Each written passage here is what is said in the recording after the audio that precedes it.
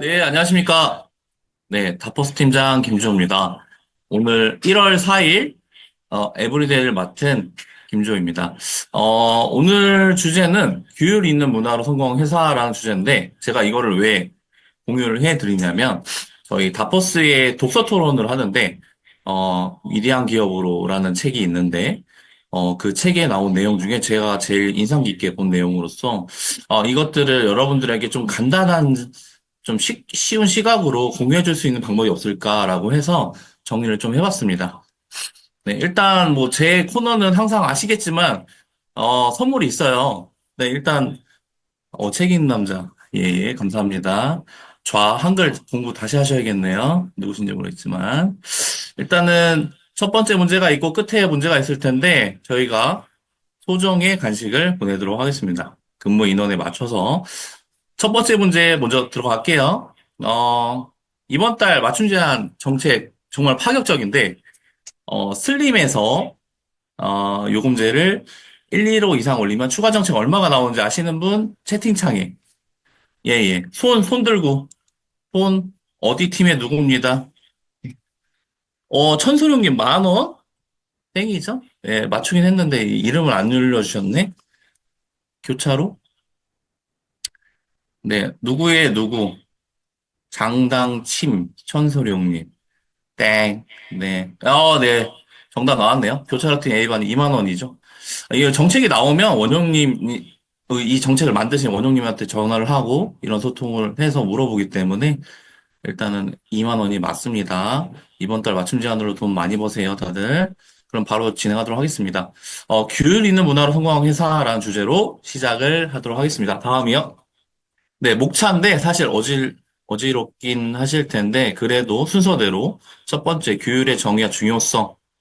이 규율로 인해서 성공한 회사 아마존 다들 아시죠? 토요타, 그다음에 넷플릭스, 3M, 그다음에 마지막으로는 이것을 어떻게 적용할지에 대한 순서로 진행을 하도록 하겠습니다. 넷플릭스가 나오는데 오징어 게임 다들 보셨는지 모르겠는데 다들 어떠셨나요? 재밌나요? 저는 아직 안 봤습니다. 네. 다음이요. 네, 일단은 규율의 정의와 중요성에 대해서 먼저 좀 뭐 기본적인 내용인데 다시 한번 알고 진행을 하도록 하겠습니다. 요즘에 어떤 단어를 들었을 때 네이버에 이 정의를 항상 검색을 해요. 왜냐면 그전에는 그냥 지나치면서 썼던 내용들이 정말 저희가 알고 쓰는 건지 그냥 한국말을 공부하고 이야기하면서 그냥 스쳐 지나가면서 쓰는 건지 이런 거에 대한 좀 구분을 많이 하거든요. 요즘에 일을 하면 할수록. 왜냐면 어떤 단어를 전달을 할 때 명확히 알고 전달을 하는 것과 명확히 알지 못하고 전달하는 것은 전혀 다르다고 생각이 들었기 때문에 그렇게 요즘에 생각을 합니다. 규율의 개념은 들어가겠습니다. 일관된 행동과 원칙이라고 하네요. 그 다음에 목표 달성을 위한 힘, 자기 통제와 체계적인 접근이 가능하다라는 뜻이라고 하네요. 이거의 중요성은 조직의 안정성을 제공하고 효율성, 그다음에 생산성을 향상한다. 그리고 장기적인 성과의 달성이 기반이 된다라고 합니다.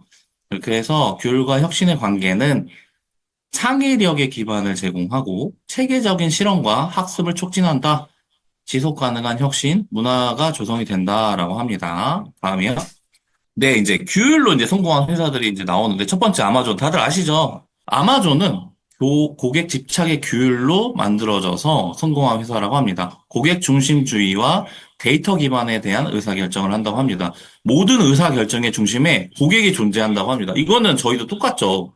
저희가 하는 활동, 모든 지표 이런 것들이 본질은 고객이죠. 고객으로 시작해서 고객으로 끝나는 일입니다. 저희도. 그래서 이것들을 저희와 비슷하지 않나라고 생각합니다. 그리고 데이터 분석을 통한 고객 니즈를 파악한다. 뭐 내방객 체크리스트, 뭐 유포리크 등 여러 가지를 파악을 해서 나온 것들 활동이 되게 많죠.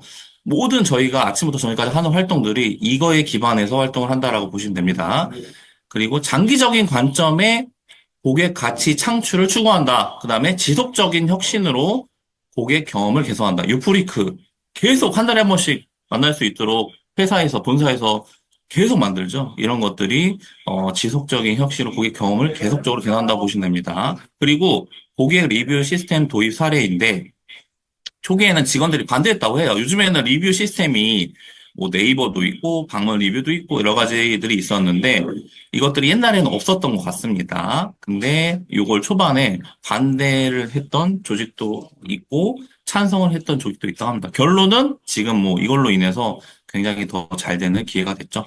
그다음에 투명성과 신뢰도 향상에 기여를 한다. 그다음에 제품 개선을 위해서 귀중한 피드백을 제공한다. 고객이 저희도 있잖아요. TNPS. 정말 그 앞에선 얘기 안 하시지만, 고객 만족 조사 CS 본 다음에 왓발성 체크를 하면 그 1시간 뒤에 발송이 되는 분들이 나오잖아요.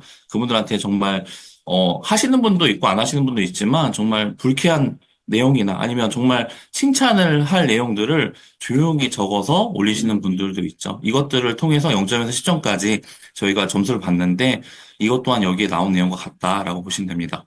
그다음에 고객 중심의 문화와 강화의 핵심 요소이다라고 합니다. 아마존은 이걸 통해서 최고의 회사가 됐다고 보시면 됩니다. 다음이요.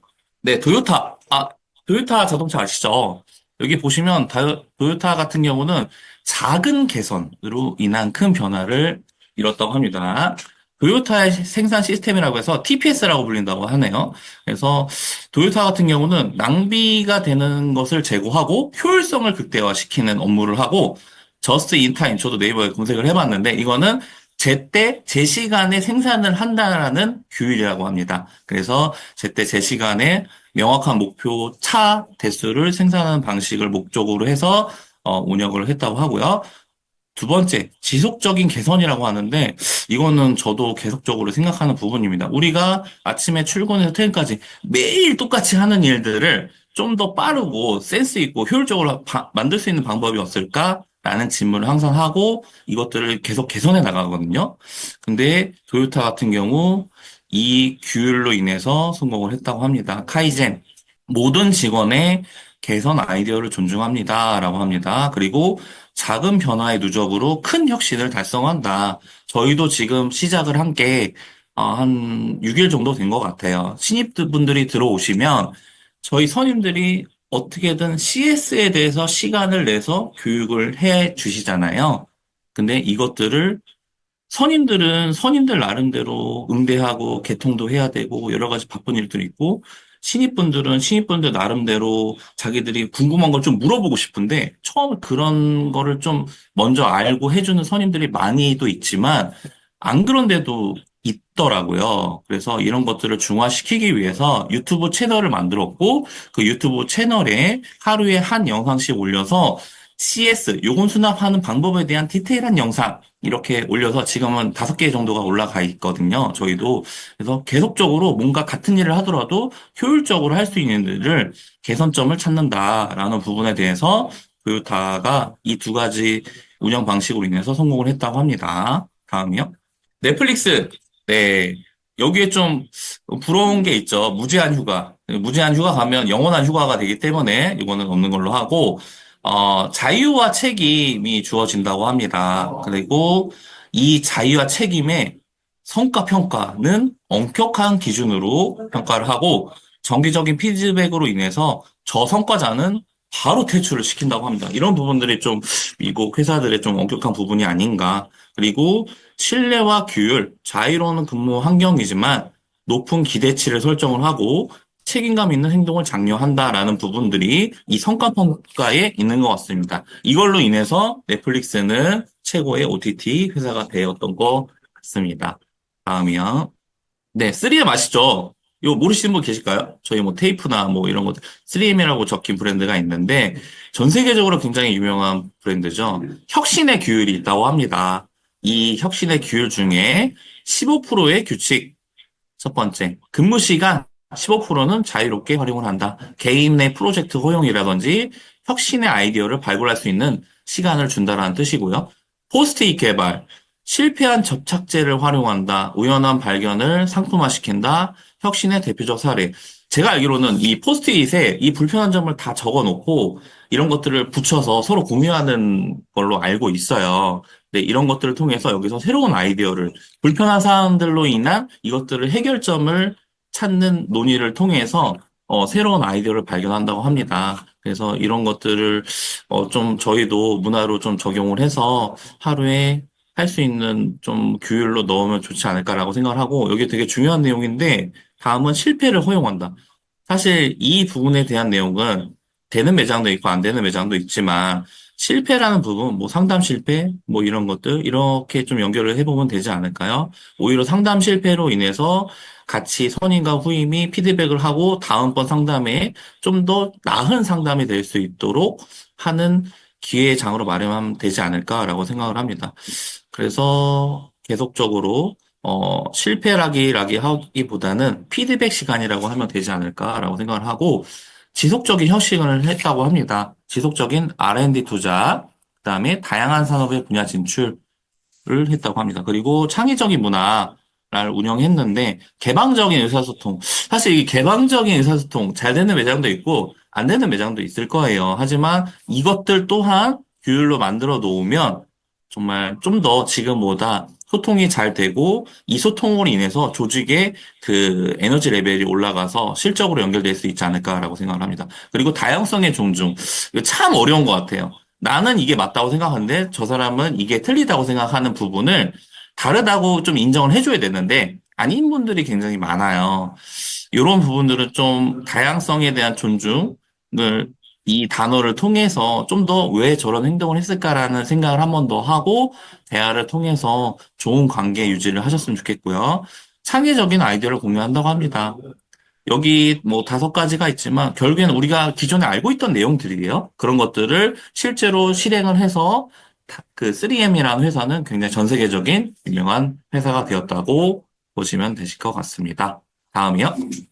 네, 이제 뭐 다 들었는데요. 결론은 저희가 지금 이 내용들을 토대로 지금 매장에 아침부터 저녁까지 매장별로 오전에서 퇴근 전까지 운영되는 체크리스트가 있으실 거예요. 몇 시부터 몇 시까지 오비, 뭐 아침에는 오자마자 청소하고 표준화 점검 체크해서 사진 올리고, 뭐, 전일 뭐, 체크, 뭐야, 대통권, 디플러스원 하고, UCRM 하고, 할 게 굉장히 많죠. 근데 이런 것들이 다 규율에 들어가기 때문에 체크리스트를 통해서 하루를 좀 더 나은 하루로 만드시면 되실 것 같습니다.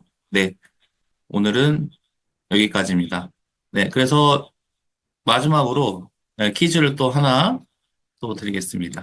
여기 지금 제가 나온 강의 중에 어, 무제한 휴가를 쓰는 회사가 있었는데 그 회사 이름은 어디신지 아실까요? 네, 장당팀 소룡님 넷플릭스. 네, 감사합니다. 맛있는 간식 보내드릴게요. 장당팀으로. 첫 번째 문제 맞추신 교차로 팀에게도 맛있는 간식 보내드리도록 하겠습니다. 다음번에는 좀 더 쉬우면서 매장에 좀 도움 될 수 있는 내용으로 준비를 하도록 하겠습니다. 오늘 참석해주신 몇 분이시죠? 43명 다들 오늘 행복하시고 영업 대박 나시길 바랍니다. 주말 공부 화이팅입니다. 수고하셨습니다.